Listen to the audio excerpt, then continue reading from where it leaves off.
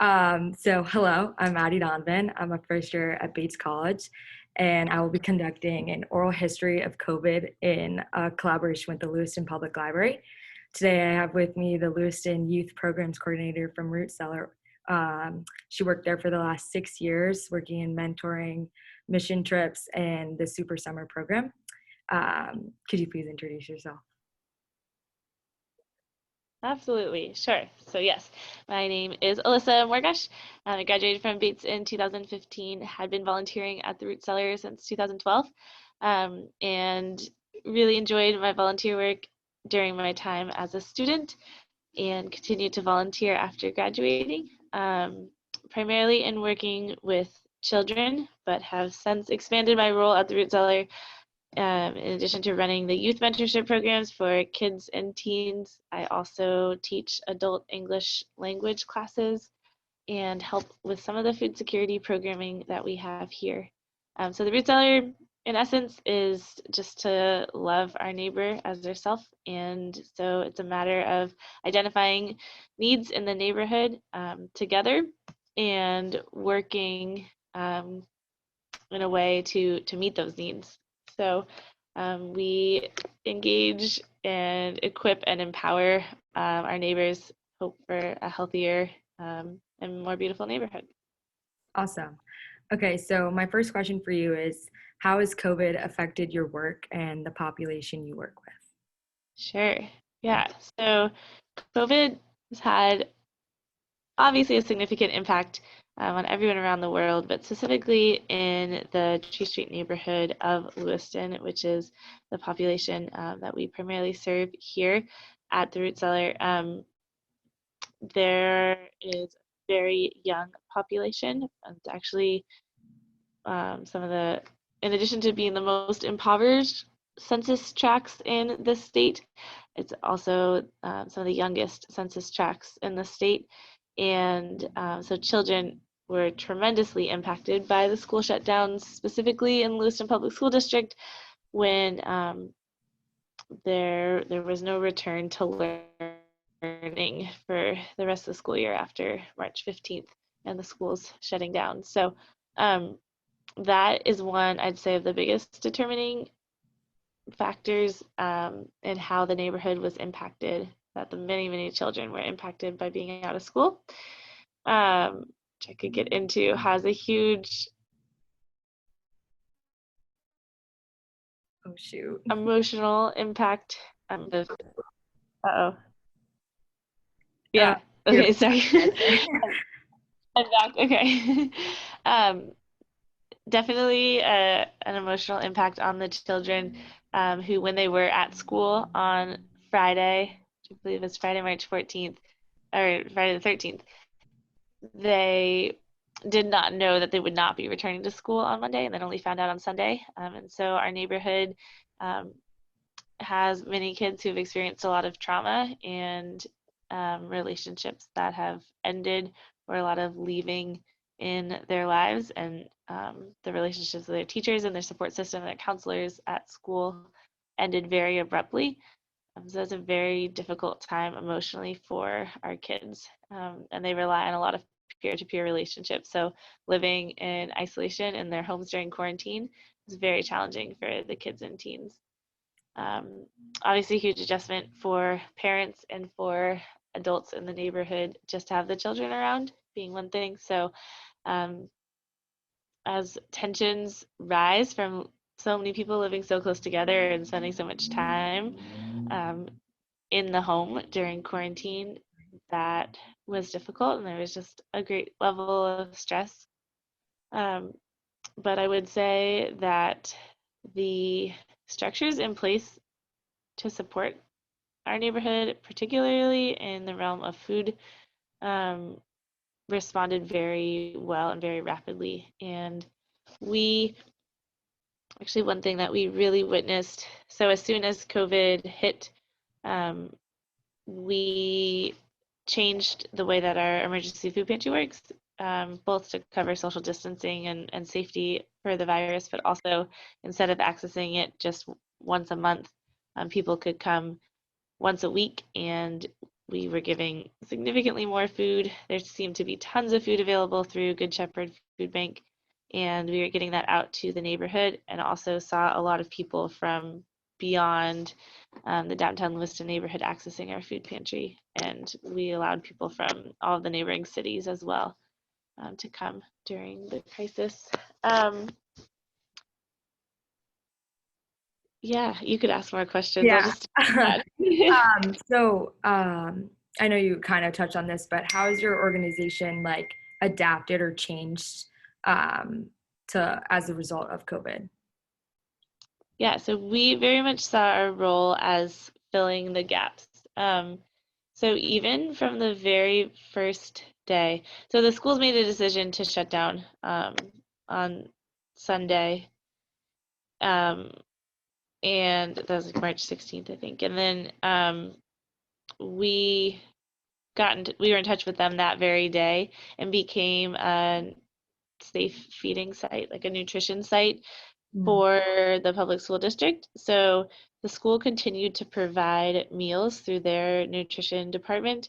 They would prepare breakfasts and lunches and deliver them to the Root Cellar, and we would distribute them to the neighborhood. So we'd give out about 300 meals a day to parents and kids in the neighborhood from that very first day off of school.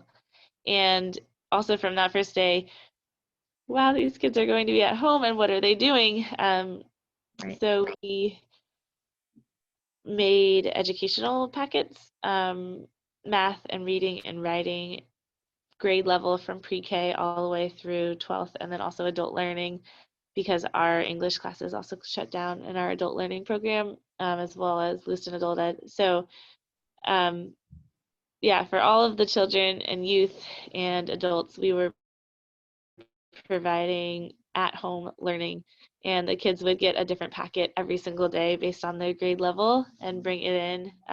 So as the parents or the kids came to get their breakfast and lunch, they would turn in their their like Root Cellar learning packet from the Yeah. day before, and then get a prize every day. So they were pretty motivated to do the work at home because they didn't have to do work from school, but they got to do schoolwork for prizes. It was like a win-win for them. Right. Um, did you get like a increase in numbers because of like the whole like extra packet like for schooling, just because like it's remote and parents are having like difficulty like teaching their kids and stuff? Did you see like an increase in numbers because of that? Yes, we definitely did. There were several people who posted on a Facebook group called Lewiston Rocks that we were doing this, Mm. and that the word that's kind of how word travels in our neighborhood, whether it's that Facebook group or just word of mouth. And so, although we were one of several nutrition sites, we definitely saw people coming just to get the at-home learning resources, and we were also providing crafts and supplies and so many coloring and activity books and things that were fun to do along with the learning. So yeah. Right. So I was just wondering if you could describe like a day-to-day um like at your job before and after COVID. Sure. So before COVID, we would have adult English classes in the mornings or our food co-ops, in addition to emergency food pantries. So we have groups, they're called Friends and Neighbors Network, fans, and they function essentially like a low-income food co-op where groups gather together, work together, distribute food to one another together, share community meeting and announcements, and meet each other's needs. Mm. Um, so our mornings are filled with different programs like that with adults. And then the afternoon, we would have after school group mentoring with elementary and middle school students. And then our evenings, a few evenings a week, we would have teen center, different teen programming. Right. Um, yeah. So the post-COVID, yeah. Yeah, post-COVID, sorry. So post-COVID, it transitioned to a lot of food distribution. Groups could no longer come together, so we were going door to door to drop off food boxes, as well as the parents coming and lining up to get the schoolwork and the meals. And we also transitioned to virtual mentoring and teen centers. So we were doing things on Snapchat groups and video calls. And we also, all of the children, there were about 40 kids, maybe more, 50 kids registered in our after school program at the time. And we did home visits with each one every week. So instead of those families, some of them came to get meals daily, but most of them didn't necessarily come in to get the meals each day, but we would take a week's worth of school packets to each home and a week's worth of prizes, etc. And so the kids' mentors would actually visit them on their doorsteps, hang out with them from a distance, and return the graded work and etc. So That's awesome, especially considering like all the kids that are just like odd, like just thrown into remote learning, just like completely isolated. Like this is awesome work. yeah. Uh, Now, because Lewiston public schools are in a hybrid model, most of the kids are going 2 days a week, and then they have 3 days of remote learning. So, the Root Cellar, we have a program that we're calling the Safe Learning Hub. So the kids actually come to the Root Cellar for a full day on their distance learning days, um, and then they do after school on the days that they go to school. So when they go to school, they get picked. We pick them up from school and bring them here for their after school mentoring. And then on the other 3 days, they come for a full day of distance learning here. So that's what it looks like now. that's awesome. I know my two younger siblings are just like stuck at home, like doing, because they're also in a hybrid, like 2 days, 3 days at home. So I know how Okay. tricky that can be. I didn't realize that you guys also worked with adults too. That's pretty interesting. Uh, Yeah. I was just wondering also like how obviously you've touched on this like throughout most of it, but specifically how has your work benefited the Lewiston Auburn community? Sure. I think the parents have been really grateful for providing resources for the kids in this time, or just to support the parents. Obviously, the food, but in addition to that, the learning, and we made a lot of different care packages and things like that for the parents. Of like, we know that this is tough for you. Here are some chocolates or some flowers or whatever it may be. Right. So that was a really good during the more quarantine time. I would say like empowerment is the biggest way that our work benefits the Lewiston Auburn community, or Lewiston more specifically. Mm. Um, and we did not want to just change to like a handout model, but continued to prioritize education. Like all of our adult English classes turned onto Zoom. We were able to continue with some of our skills um, classes and mentor groups, whether that was like our teen long care business, um, or our adult women sewing program. They made, I think, about over 10,000 masks for the greater community, including all of your masks that you guys got at Bates. Those were made by the asylum seeker women of the downtown community who come to the Root Cellar sewing program. Oh my So God. yeah, I don't know if you knew that, but they're Not. they That's awesome. yeah.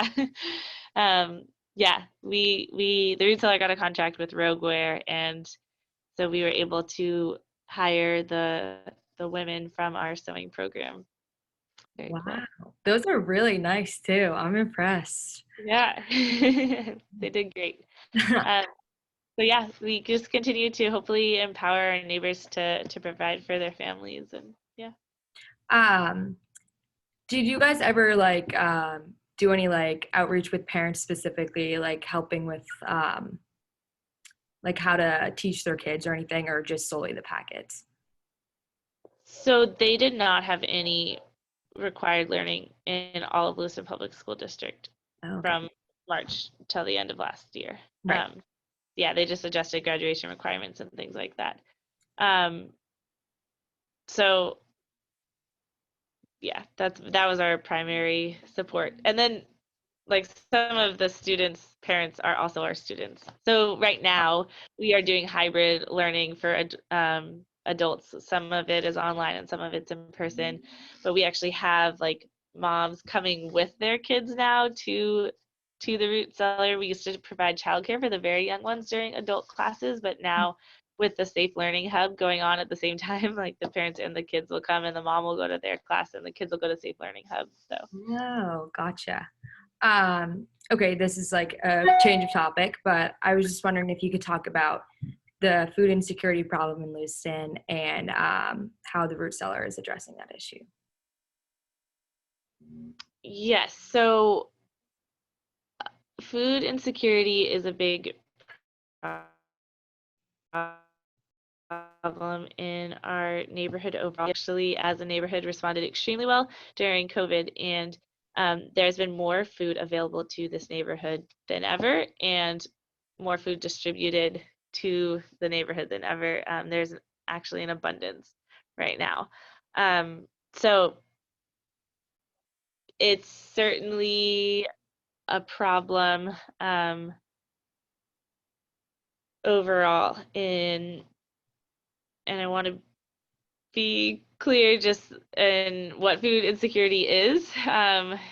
It's different than hunger, and yeah, so one thing that is consistently challenging for the neighborhood is just not being exactly sure where the next meal will come from. And so I think the Root Cellar addresses that issue by creating more sustainable food resources. So as opposed to having to try to figure out which food pantries are open and when you can go to them and go through a lot of hoops for that. Right. It's no, I'm going to enter into a group where I have a responsibility to provide for my family, but I also receive the dignity of providing for my family.